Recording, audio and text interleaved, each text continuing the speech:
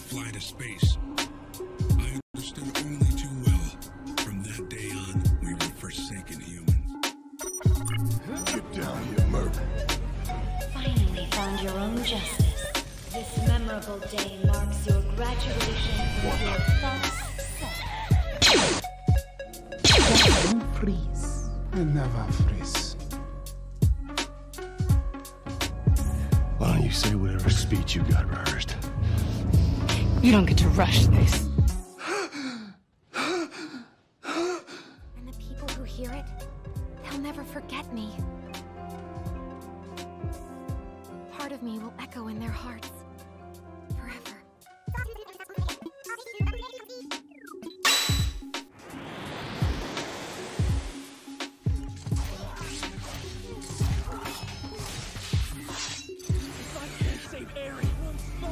Who's relying on me to help her? How can I call myself a hero who saves everybody? Take me with you! Take me! Yo! What's good, interweb? Boys and girls, geeks of all ages, your man Q, aka The Geek, is back again, and forgive my tardiness. What had happened was, well, shout out to the homegirl B-Law.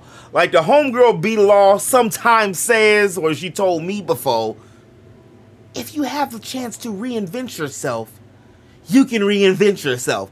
And basically, I'm changing the name, but the Geek Talk back to what I originally wanted to do a long time ago, for those of y'all who remember, was the title, the actual channel name, which would be just Geek Talk. So this is just like the intimate podcast, just me one-on-one. I am going to bring in some friends, some homies, some confidants, affiliates, other folks of part of the crew, but that's going to be considered part of Geek Talk. So I got a little rearranging to do, but I'm not going to go too far into that because, well, that's a me thing, not a y'all thing. But we got a pretty interesting episode for y'all tonight.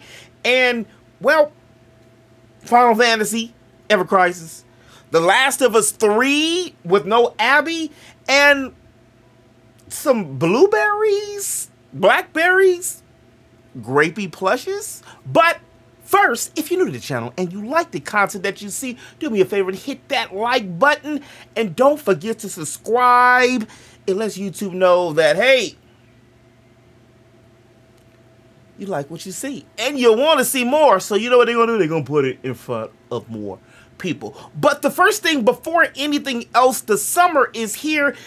And other than short shorts out here in SoCal, which I love, it is time for, you know what it is, anime. And right before the stream, I actually just got into, well, some anime. And one of such anime, which I got to talk about first before anything else, is that Jujutsu Kaisen, which I was actually expecting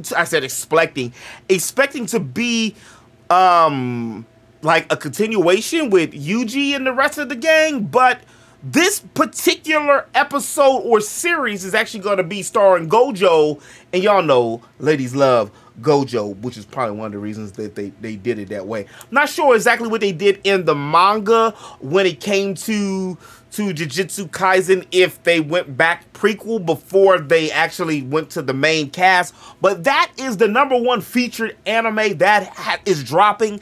Another one that I actually like is the Hero Maya, The Missing Pieces. I actually caught some of that a while ago, and I really enjoyed it. Rent-A-Girlfriend Season 3 also dropped this weekend, which was the #1 anime that I was actually waiting for, because I really fell in love with Rent-A-Girlfriend so much that I rewatched the series, I don't know how many times, Season 1 and Season 2, backdrop, just because, well, something in my heart. But I also started reading the manga, and the reason I started reading the manga because I had that thirst, and when you get that thirst, you got to know what happens now. Unfortunately, the manga is on pace with Wano. Vending Machine, I wondered, the dungeon, it seems like a real life and a slime type of anime or reincarnation, which I do like. There's a whole bunch of other anime that are dropping summertime. I'm wondering if they're going to have some Yuzaki-chan, because, you know, she was actually one of my favorites. I'm actually interested in this Ryza when that drops. I mean, Thyza, when that does drop. But who knows exactly when I'm going to get a chance to actually see it. I put the whole list, the full list, into the bottom of the description. And I just want to kind of speed through some of these word on the webs, these highlights, because the last couple times I end up, sorry y'all, talking like for 15 minutes a piece, and I know y'all busy people. Ain't nobody got time for that. Also, have y'all heard, speaking of streaming and platforms, have y'all heard or seen anything talking about Netflix may be streaming games soon? So yeah, if you're like me, the first thing you said was, when the HE double hockey sticks did Netflix start making games? Well, apparently a minute ago on mobile. Yeah, who knew?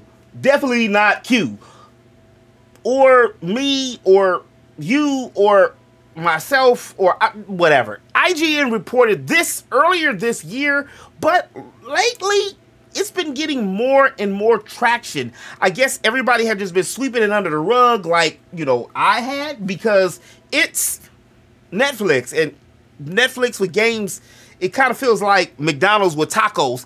Even though, you know, that man Jack over there, Jack in the Box, is actually making it work. But still, you know what I mean. It's kind of weird. Netflix started dibbling and dabbling in the game market back in 2021 on mobile, and now look to take some of their IPs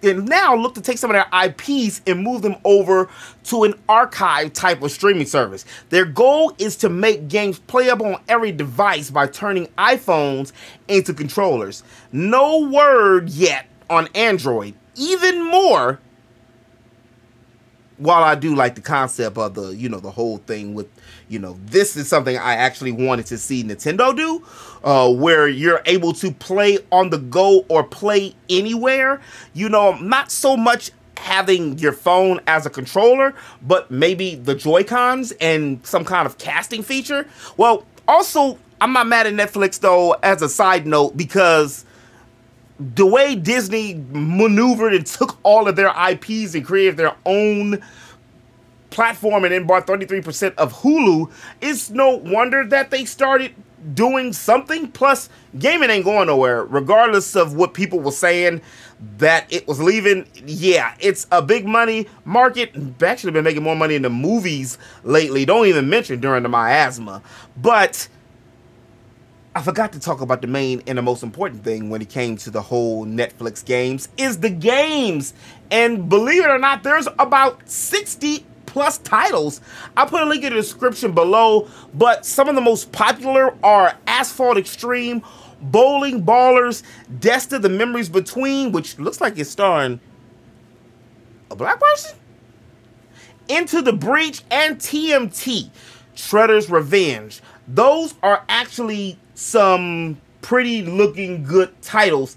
And you know what, to be real with you, I actually would try it out, because why not? Even though I didn't get a chance to try out Google Stadia, which I should have tried out Google Stadia, or bought the controller with one of the homeboys who were trying to sell me the controller for like 20 bucks. I knew that was kind of going to flop because it had no basis, no games we wanted to see.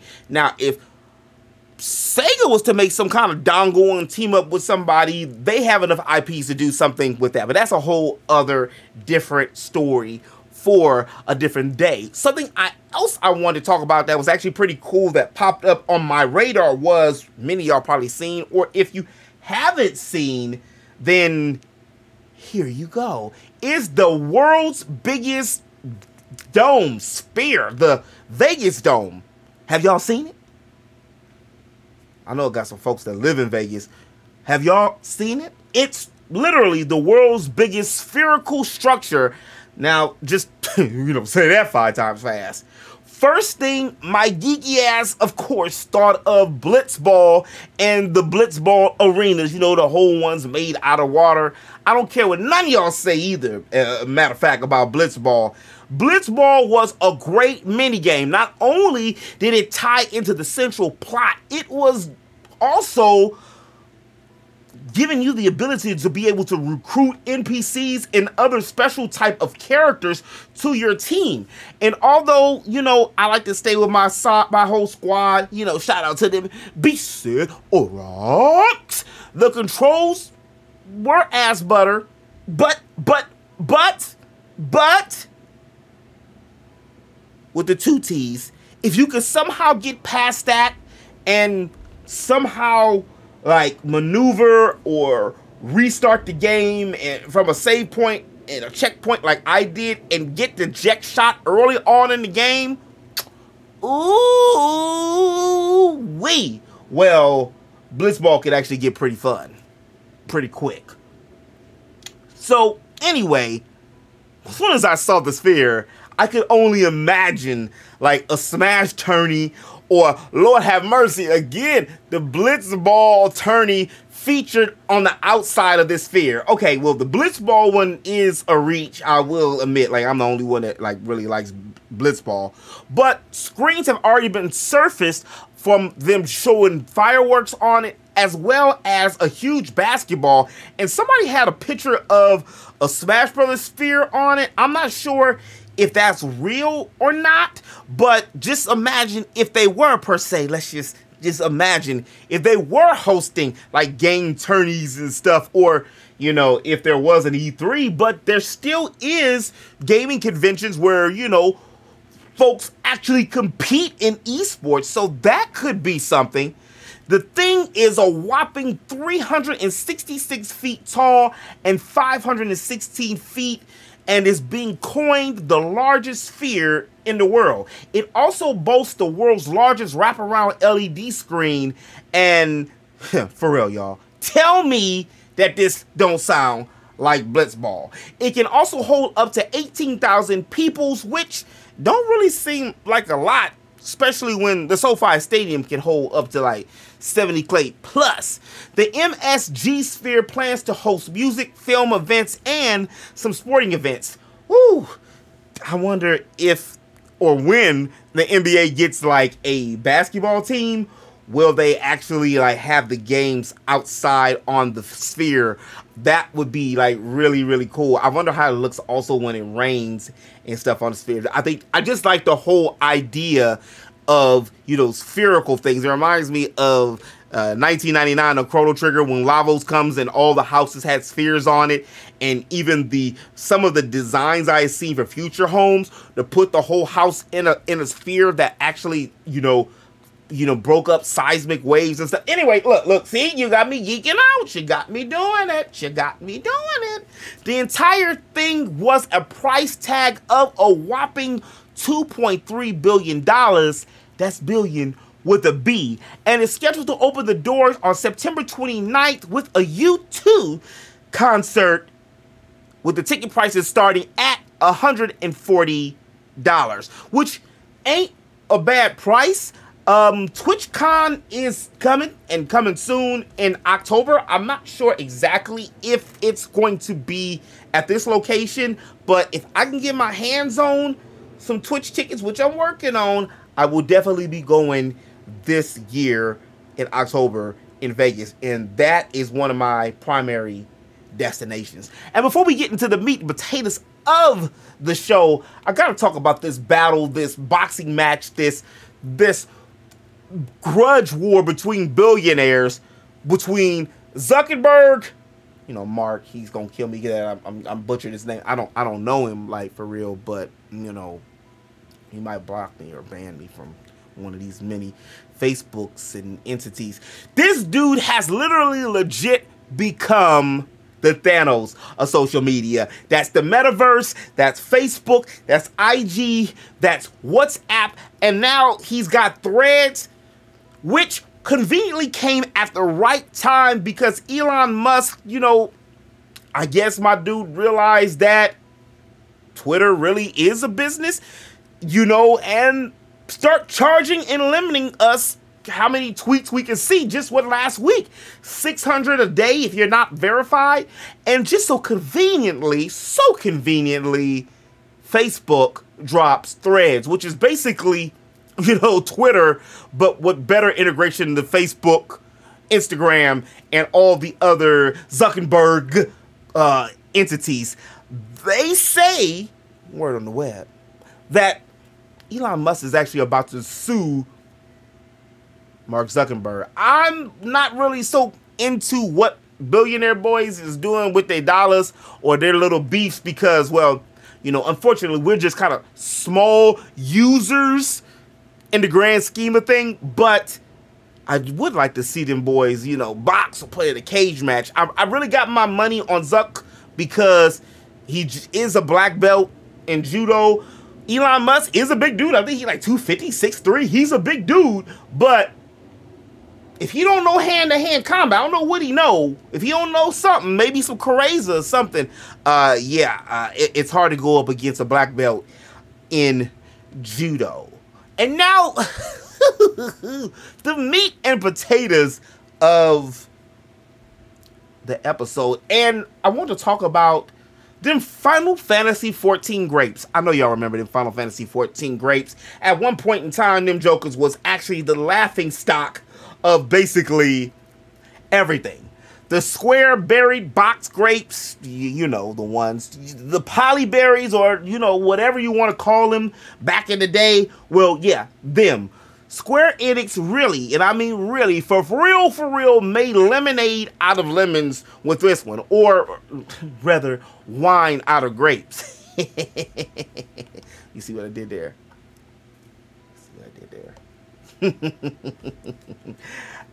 After a few years back, Final Fantasy 14 had these low poly grapes that were both a running joke / turn to beloved item and nostalgia in Final Fantasy 14. July 3rd marked the anniversary of the polygon grapes that had been let go 2 years ago in one of the recent patches. I love how they really took a meme incident and basically, you know, merchandise it. The low poly grapes are included in a goodie bag for everyone attending this event later this year in Vegas. Damn, it's like everything's happening in Vegas this year. That just further cements I need to go. From how they look and for what it says, the grapes are going to be a plushie that's said to be like a stress reliever after grinding in the game. Relieve any lingering stress after hours of farm parties with these truly remarkable squishable Endwalker grapes. If you were ever feeling a little low resolution, simply grab the squishable grapes and remember what once was said.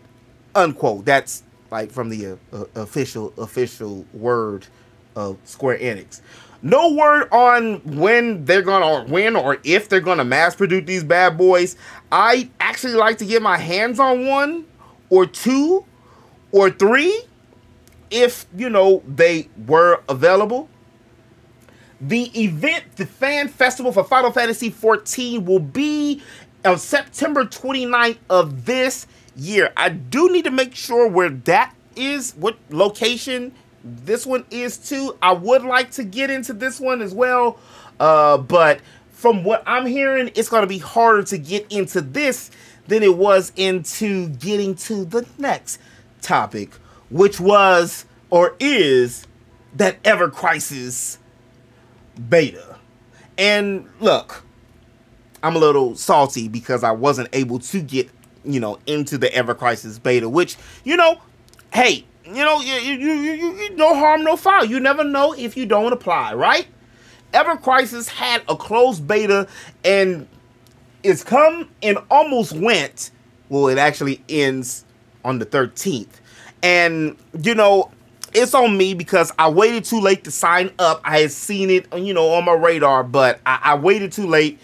It's not like I was actually going to, you know, get in anyway. Like I was saying before, Square Enix is very tight-lipped. I applied to try to get Final Fantasy 16 early, but you got to have a certain amount of quota of subscribers to get it. I think it was like 5,000 in order to qualify for Final Fantasy 16, which I'm not quite there yet. But Square Enix, we working on it.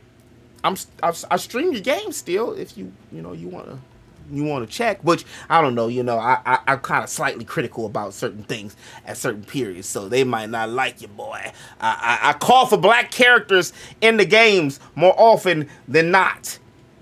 There were a whole bunch of requests, and of course, I mean, this is Final Fantasy VII, and this is a Final Fantasy game for the open beta, which made Square Enix have to end up doing some type of a raffle thing in order to choose who's who. So even if you were like me and didn't get in, Square Enix said that the more pre-beta registers there were, that meant a better result and better items and stuff for later on in the game, which is, to be real, an added incentive for the game. The beta was an Android only. Finally, Android gets something. Like, seriously, Android users got some kind of something before Apple users. Apparently, the functionality or something is easier for devs to operate on Android versus iOS, which I can see. I mean, that's the reason that I end up getting into Android in the first place. I could run ROMs on other games and stuff that I couldn't do on an iPhone. Although, still no word on an Android release or no Android release on Fantasian by Miss Walker, which is probably the only real game that I really ever wanted to play on a cell phone. To be real with y'all, to be honest. Final Fantasy VII Ever Crisis is a gacha game, and yeah, I know, oh lord. And I'm not really fond of gacha games. Just the thought of shelling out any of my real life gil for in-game stuff, let's just say I was once a victim of 2K, but Ever Crisis is Final Fantasy VII, and Final Fantasy VII is one of my top 3 favorite games of all time.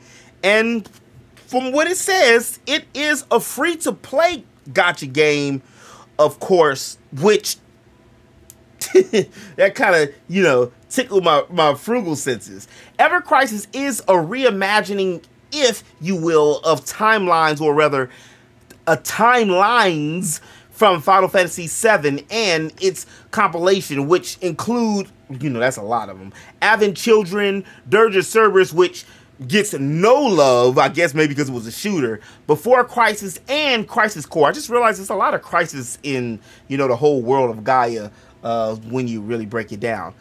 I know many of folks hate Final Fantasy VII and call it overrated. I mean, there is a reason they keep milking it, and the reason that they keep milking Final Fantasy VII is because we as consumers, we keep drinking the milk, and that also goes for Mario Kart, that also goes for Resident Evil 4, that also goes for especially GTA 5 and Skyrim, which I bought all of them multiple times too. How do I even buy Skyrim? I bought Skyrim so many times, I don't even play Skyrim. I never beat Skyrim. Like, I get so far, and then I just don't. And those are expensive games, by the way. Skyrims are still, like, on every console, got nice trade value. Even at GameStop, they got nice trade value. Even though I didn't play the beta, I was able to catch some streams and vids from Maximilian Dude and Blitz over on YouTube, or rather here on YouTube. And from what I seen, I mean, even for a non-gacha guy, I liked. And they both looked like they were enjoying themselves, and every other screen or footage that showed the game in some kind of way looked like the people was enjoying itself.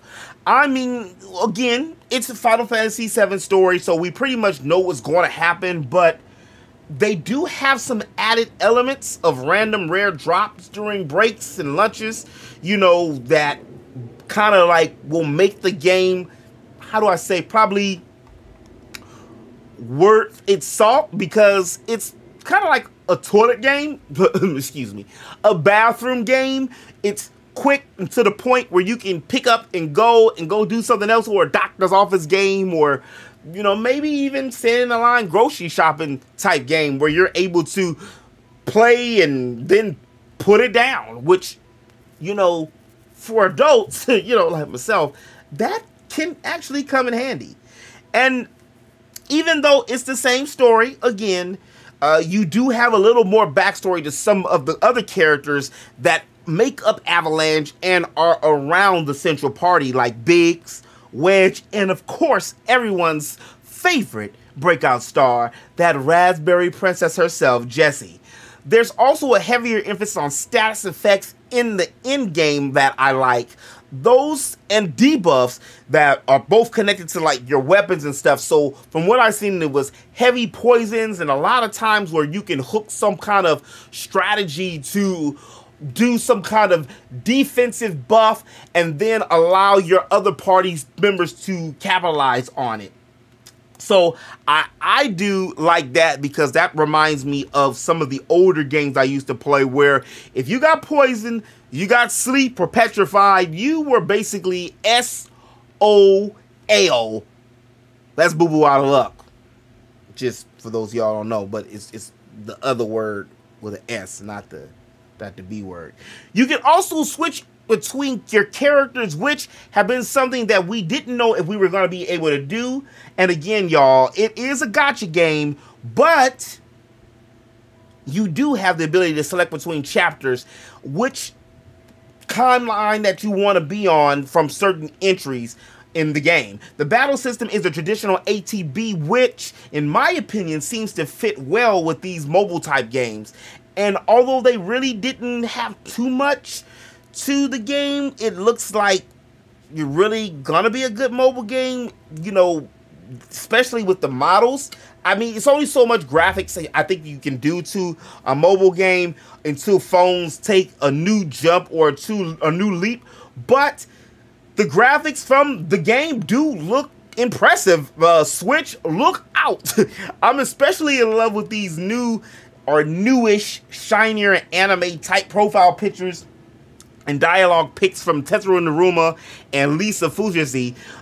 It looks like that old school peak Naruma. Remember, Naruma did the original character designs back in 97, which probably was earlier, 95, 96, for Final Fantasy VII. So he drew up Cloud, Tifa, Zack, Sephiroth, and all them boys. Actually, he was the one who decided that he wanted to change Cloud's hair, because originally Cloud was supposed to have a different color hair. You're supposed to have black hair like Sephiroth. But then when they added Tifa and added Zack later on into the story to make it a little more depth, to give Cloud more contrast, that's why he put him to have blonde hair. And if you notice, Cloud's like the only person to really have that really deep color blonde hair in the series. What's her name? Is it Elena?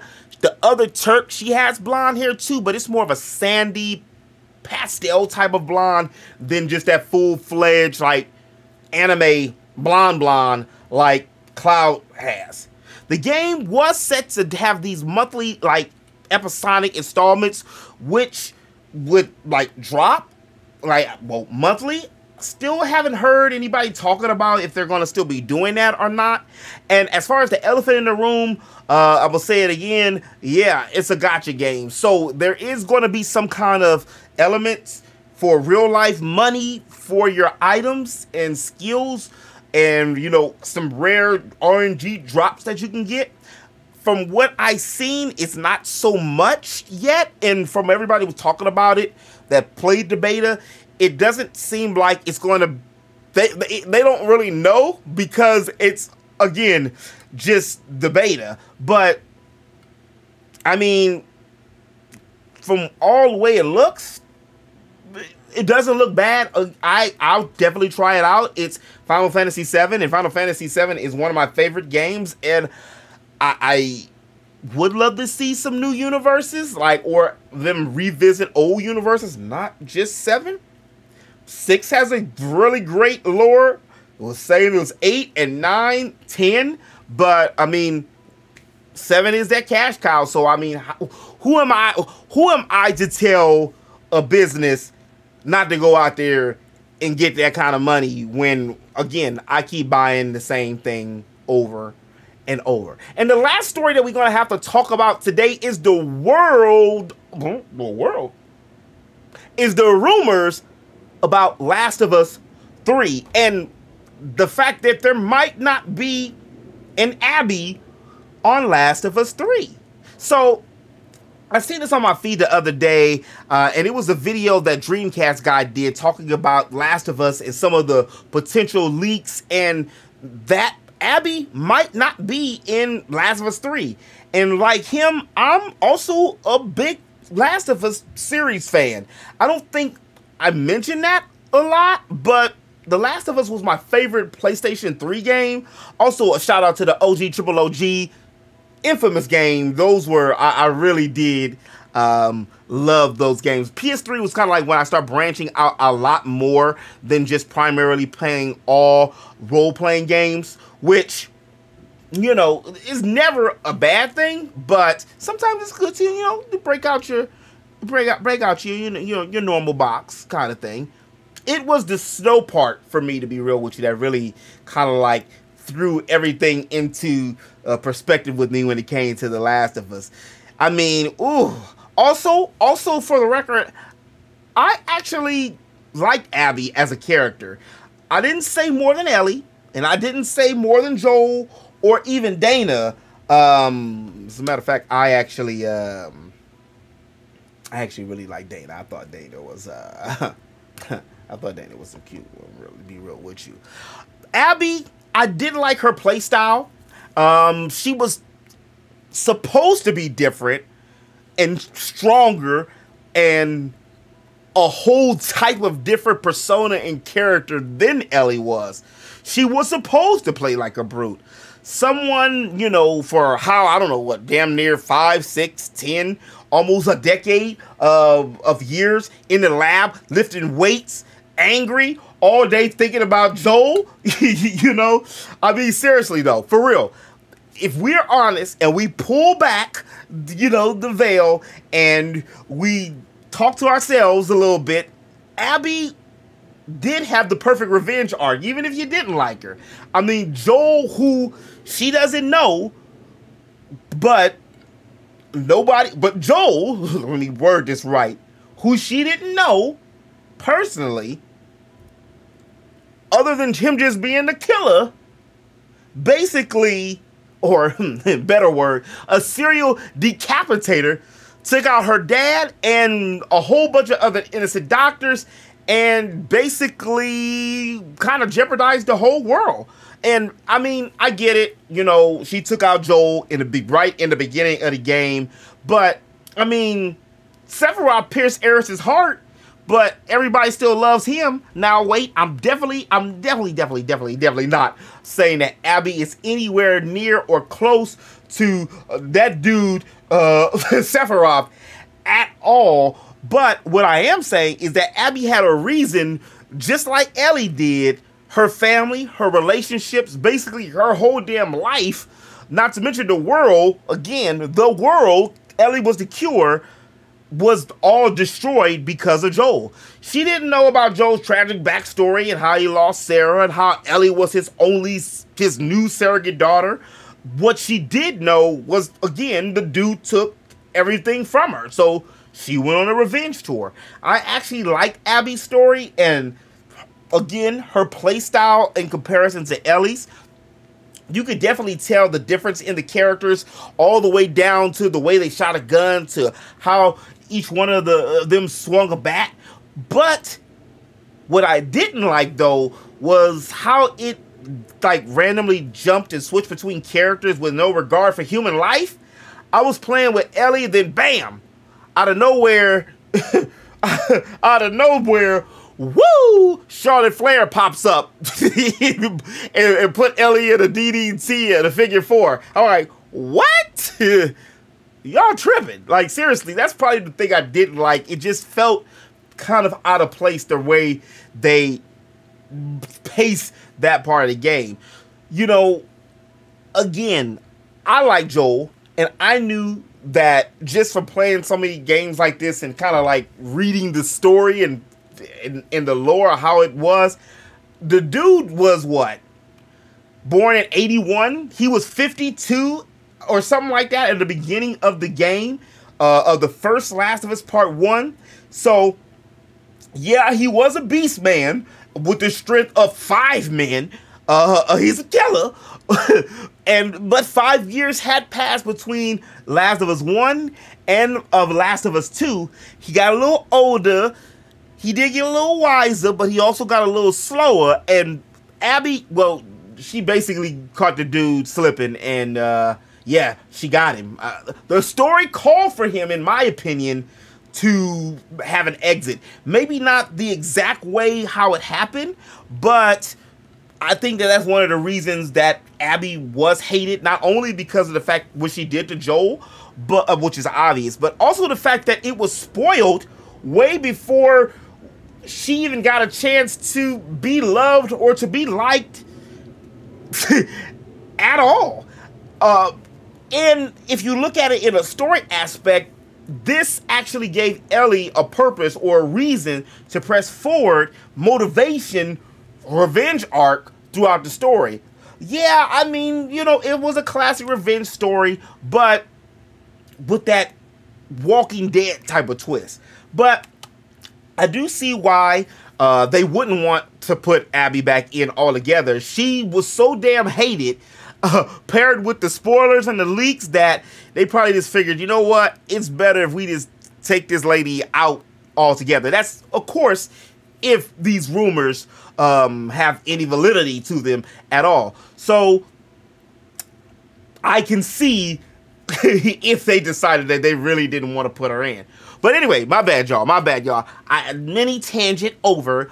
According to a YouTuber and a Last of Us aficionado, Dom the Bomb says that Last of Us 3 will be featuring a diverse cast of survivors that all live together in an abandoned house that they are using for a base. And from what he's saying, Ellie seems to be a major character within this game again, but there isn't a mention of Abby at all. A lot of people are saying that The Last of Us, that this is just going to be the Last of Us multiplayer that we've been waiting for forever and a day, that haven't gotten any word on in like forever.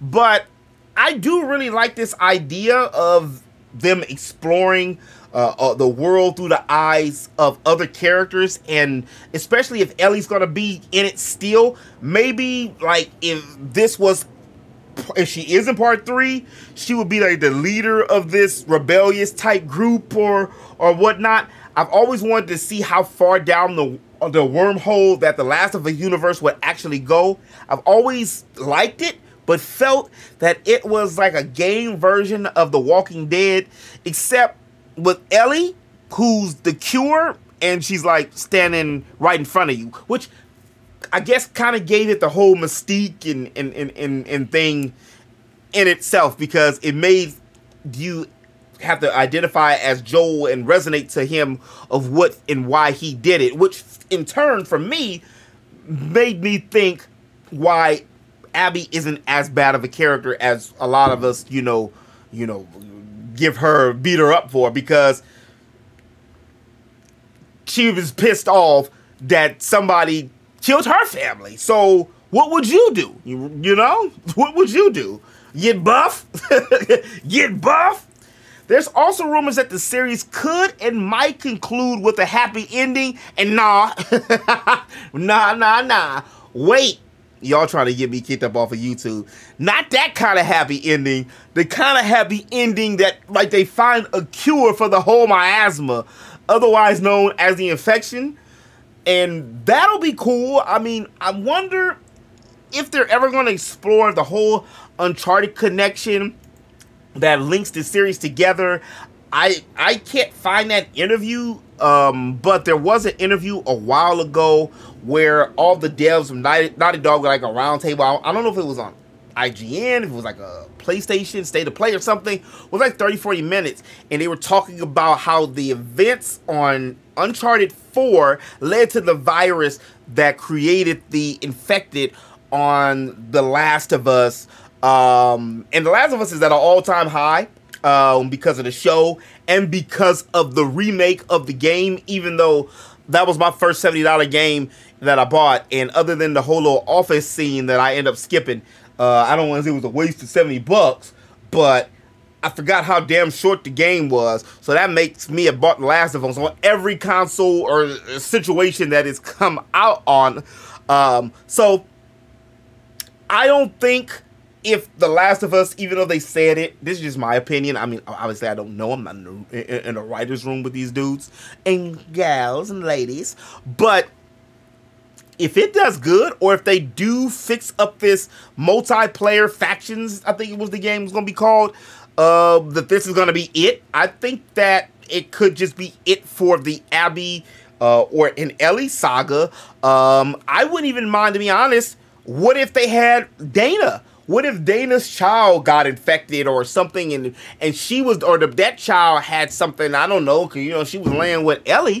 What if that child or something, it had some kind of cure or something that could stop the virus? But then again, I mean, hell, I don't know. I don't even know if they know. What I do know is whenever or whatever they do, Naughty Dog and Sony, they need to fix up these damn spoilers and leaks, because it's bad. The Last of Us 2 was hated because the main thing, the biggest spoiler in the game was leaked way before it should have, and that right there is unacceptable and crazy that it happened, like, for real. But in a web, that's all I have for you today. Didn't mean to yell in y'all ear. If you did like this video, this episode, we gonna coin this 001, because I'm gonna start all over. We start new. We fresh. Fresh to death. We fresh out here in these streets. These digital streets. We fresh. Geek Show #1, episode 1 in the books. More to come. We'll get a steady time for y'all, though. More to come. Geek Talk will return with guests, but I'll probably have that linked on something else. But as always, I keep y'all, you know, informed. If you did like this video, do me a favor and hit that like button. I know I asked you at the beginning, but just wanna, it really does help out a lot. And it's free 99. And if you like the content that you see and you want to see more about games, RPGs, and me rambling on about such said topics, then make sure you hit that subscribe button. I make geekly content here on the channel all the time, and I also stream over on Twitch. You can find me under pretty much everywhere at The Geak Show. You can find me under and at, well, The Geek Show. Anyway, I'll holler at y'all later in the web. Remember to eat, sleep, geek, repeat. Peace. Longest time, I wasn't being legit or for real with myself either, because that was a part of me. And even though I was still doing, I was doing it in secret. And then it just hit me. And that's when it hit me. And that's when I became a geek. Finally, the sleeper has awakened. I am the prince of all geeks once again.